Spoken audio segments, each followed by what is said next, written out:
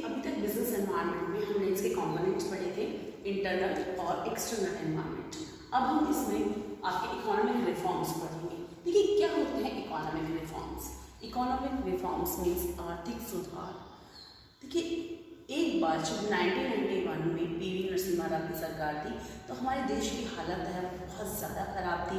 उस टाइम पर ये महसूस होने लगा था कि हमारे पास 2 हफ्ते के अनाज के लिए भी पैसे नहीं थे। तो यानी कि वो पोजीशंस इसीलिए अराइज हुई क्योंकि जो हमारा लेजिस्लेशन स्ट्रक्चर था वो बहुत ही ज़्यादा मुश्किल या कॉम्प्लेक्स स्ट्रक्चर था। इसलिए हमने कुछ ऐसे कदम उठाए 1991 में। हमारा देश क्यों कदम उठाने पड़े? देखिए हमारा देश एक बंद अर्थव्यवस्था की तरफ चलने लग गया था। वो किस लिए, वो कैसे? देखिए ईस्ट इंडिया कंपनी जब हमारे पास, हम नए आज़ाद हुए, ईस्ट इंडिया कंपनी तभी गई थी। उसके बाद हम डरने लग गए कि भाई कभी हम दूसरे देशों के साथ अगर व्यापार करें तो फिर से हमें कोई गुलाम ना बना ले। तो हमने अपने आप को इतने रिजिड यानी कि फ्रेमवर्क में डाल दिया, रेगुलेटरी फ्रेमवर्क्स में डाल दिया कि वहाँ पर किसी भी देश के लिए वहाँ निवेश करना बड़ा ही मुश्किल महसूस होने लग गया उन्हें। इससे क्या हुआ, वो स्टार्टअप्स निकालने शुरू कर दिए उन्होंने। बहुत ज़्यादा रूल्स भी बहुत रिजिड थे और उनका जो परसेंटेज था प्रॉफिट का वो भी कम था। तो इसके वजह से उन्होंने क्या किया, वहाँ से देश से निकलना स्टार्ट हो गए और हमारे पास इतने रिजर्व्स बचे ही नहीं थे कि हम उनको कंट्रोल कर सकें। तब पीवी नरसिम्हा राव की सरकार ने 1991 में कुछ ऐसे सुधार किए हमारे इकोनॉमिक सिस्टम में जिसको आज भी हम इकोनॉमिक रिफॉर्म्स के नाम से जानते हैं। सो लेट्स स्टडी कि उन्होंने क्या क्या रिफॉर्म्स किए। देखिए सबसे पहले liberalisation. Liberalisations mean to unshackle the economy from the bureaucratic comfort. देखिए ब्यूरोक्रेटिक यानी कि नौकरशाही से उसको क्या कर दो, आज़ाद कर दो अपनी इकोनॉमी को और मेक इट मोर कॉम्पिटिटिव और उसको बहुत ज़्यादा कॉम्पिटिटिव बना दो। कैसे? Reducing licence. सबसे पहले देखिए हमारे देश में पहले जब सार्वजनिक क्षेत्र में कंपनियां थी तो 24 को लाइसेंस दिया जाता था, फिर घटाकर उसको 18। यानी कि इतनी इंडस्ट्री, सब कुछ क्या था गवर्नमेंट के कंट्रोल में, सब कुछ गवर्नमेंट से परमिशन, अननेसेसरी प्रोसीजर्स थे। उन चीज़ों को क्या किया गया, रिड्यूसिंग लाइसेंस। देखिए फिर वो 18 किए गए और आज वो घटकर सिर्फ 4 इंडस्ट्रीज ही ऐसी हैं जिसको लाइसेंस लेने की ज़रूरत है। अदरवाइज सबको लाइसेंसिंग फ्री किया गया, यानी कि रिड्यूस किया गया लाइसेंसिंग कि हर एक कंपनी को सरकार से लाइसेंस या परमिट लेने की ज़रूरत नहीं है कि इसको शुरू करें या ना करें। तब रिड्यूस लाइसेंस किए गए and removing restrictions of the goods from one place to another. देखिए हर अलग अलग देशों में जाना और अलग अलग जगह पर जब भी सामान जाना, ये टैक्स यहाँ का, टैक्स यहाँ, जो भी टैक्स ये तो सो मैनी थिंग्स थी कि रिमूविंग, हमने उन रेस्ट्रिक्शंस को, जो भी वस्तुएं हमारे एक राज्य से, देश में भी एक राज्य से दूसरे राज्य पर जाती थी तो भी प्रतिबंध थे। देखिए उन प्रतिबंधों को हटाया गया, अननेसेसरी रेस्ट्रिक्शंस को हटा लिया गया जिससे क्या है वो मोर कॉम्पिटिटिव हो सके। भाई कोई भी एक देश में एक सामान कहीं पर भी बन रहा है, देश तो एक ही है। सो अब देखिए धीरे धीरे आज अगर हम सिनेरियो में बात करें, जब मोदी सरकार की बात है तो आ गया ना कि उन्होंने कई ऐसे काम किए जैसे जीएसटी है कि सभी में एक जैसा ही क्या हो कि टैक्स सिस्टम हो कि सभी में, मतलब हर एक पूरा देश एक जैसा है। So removing restrictions of the goods from one place to another, एक जगह से दूसरे जगह पर प्रतिबंध हटाए जाए। फिर है आपका reduction the rate of the taxes. देखिए हमारी टैक्स स्लैब, ये दुर्भाग्य की बात है कि हम डेवलपिंग कंट्री हैं और हम शायद विश्व में सबसे ज़्यादा टैक्स स्लैब हमारी ही है, क्योंकि अधिकतर क्यों होती है ब्लैक मार्केटिंग। देखिए ब्लैक मार्केटिंग तब होती है जब टैक्स का टैक्स बहुत बड़े हिस्से के रूप में हमें किसी और को देना पड़ता है। मान लीजिए मैं 5 लाख रुपए कमाती हूँ और मैं 5 लाख का अगर मैं 20% है या 24% है अगर सरकार को दे दूँ तो देखिए वहाँ मुझे दुख हुआ कि मैंने इतना भारी भरकम। फिर क्या करते हैं जो इंडस्ट्रीज होती है उसको बचाने के लिए, क्या टैक्स को बचाने के लिए क्या करेंगी, वो छुपाना स्टार्ट कर देती है और जब छुपाएंगी तो वो चीज़ क्या बनती चली जाती है, ब्लैक मनी में कन्वर्ट हो जाती है। अगर हम रिड्यूस कर दें उस टैक्स स्लैब को, मान लीजिए किसी की 1 लाख इनकम है, भाई 1 लाख पे अगर कोई 20% दे, 20,000 का टैक्स भरे, या 1 लाख पर 4% का टैक्स दे, इनकम के दायरे छोटे करके 4% का टैक्स दे कि उसको सिर्फ 4,000 देने टैक्स के। देखिए अब वो 4,000 के लिए ब्लैक मनी नहीं करेगा। सो सभी चाहते हैं उसका सिस्टम फेयर हो। सो यही चीज है कि reduction in the rate of the taxes की हमारी टैक्स स्लैब में परिवर्तन लाया जाए, उसकी जो बहुत ज्यादा टैक्सेस को वसूल करती थी उस टैक्स में कमी की जाए। Freedom from the unnecessary control over economy. हमारे देश की जो अर्थव्यवस्था है फिर अननेसेसरी कंट्रोल से हटा है, ब्यूरोक्रेटिक्स थे, वो उसके नीचे काम करेगा, वो उसके नीचे फाइल एक दफ्तर से दूसरे दफ्तर, दूसरे दफ्तर से तीसरे दफ्तर ही घूमती रह जाती थी। सो इन चीज़ों से अननेसेसरी कंट्रोल।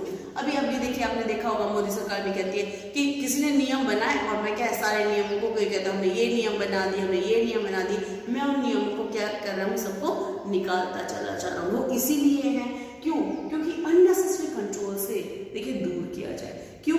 अगर हम मान लीजिए मैं किसी कंपनी को स्टार्ट करना चाहती हूँ, मैं किसी छोटी सी इंडस्ट्री को भी स्टार्ट करना चाहती हूँ, उसके लिए अगर मुझे इतने फ्रेमवर्क होंगे और मुझे अगर इतने सारे रूल्स को फॉलो कर, आधे जो कुछ टाइम पहले तो जो भी इंडिविजुअल पर्सन्स थे वो सिर्फ इसी से ही डर कर, इस रेगुलेटरी फ्रेमवर्क से डर कर, पेपर प्रोसीजर से ही डर कर क्या करते थे, क्विट कर जाते थे बिजनेस को।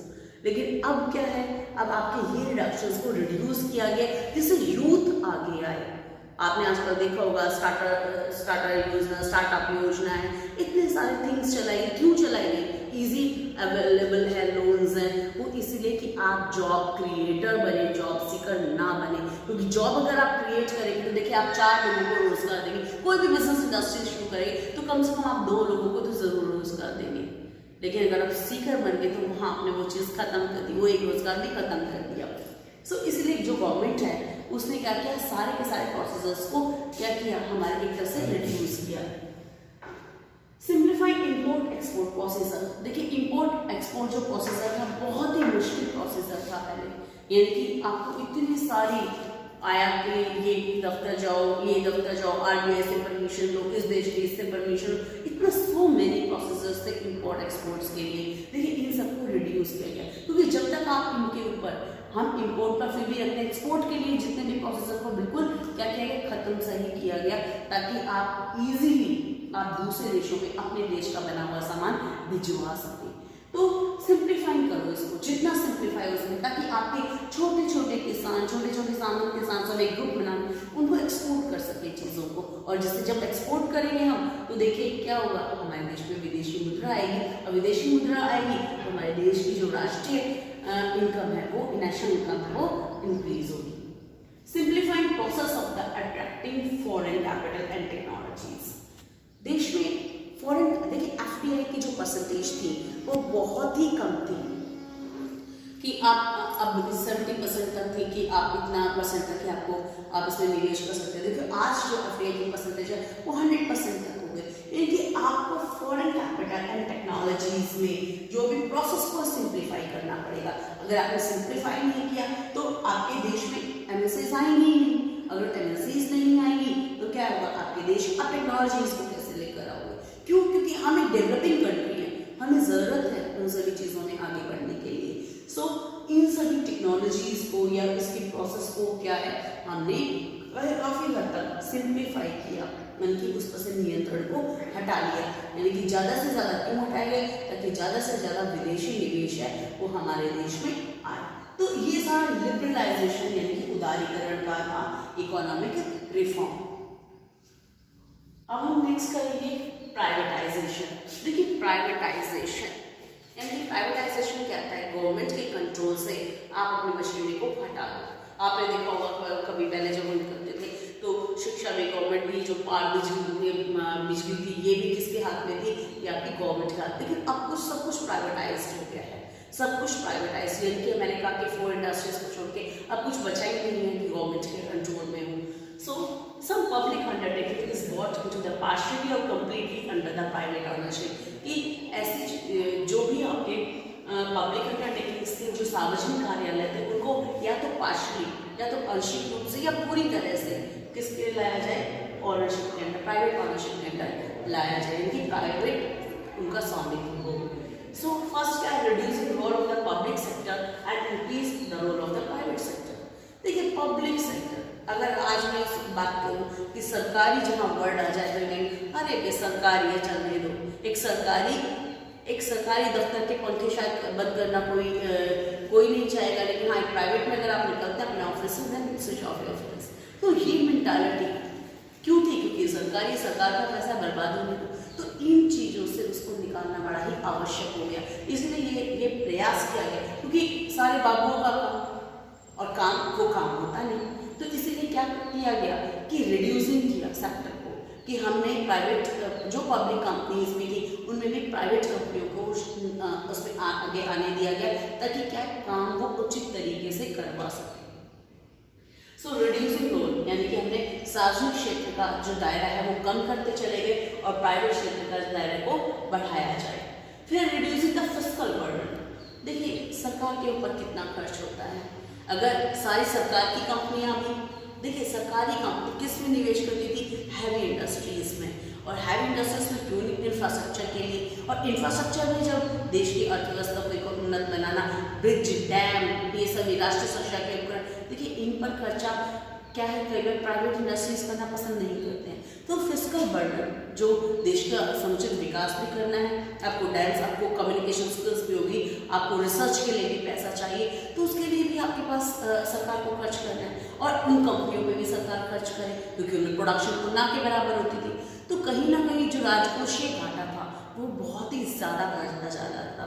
तो उस राजकोषीय घाटे को कम करने का तरीका ये था कि पब्लिक सेक्टर को हर चीज़ में प्राइवेट सेक्टर को आगे लाया जाए, जिससे क्या है वो जो व्यक्ति में जिनमें कैपेबिलिटीज हैं आगे आए, निवेश करें, और जो सिक यूनिट्स थी यानी कि जो बीमारी इकाइयाँ चल रही थी, बीमारी इकाइयाँ यानी कि आपके जो भी प्रोडक्शन नहीं दे रही थी, जिनमें पैसा बहुत ज़्यादा कंज्यूम हो रहा था, उनको प्राइवेट में चला जाए और वो आपको इनकम को जनरेट करके दे, जिससे क्या है हमारा सामाजिक ताना बाना जो ढांचा है, हम वो फिस्कल बर्डन, उस राजकोषीय घाटे में हम कमी कर सकें।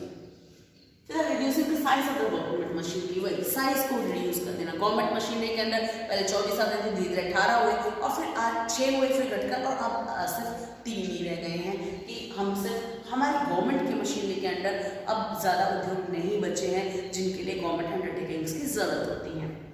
Speeding of the economic development, देखिए देश का सामाजिक, जब तक हम आर्थिक विकास नहीं करेंगे कोई भी देश उन्नत नहीं बनता, उसका ढांचा उन्नत नहीं बनेगा।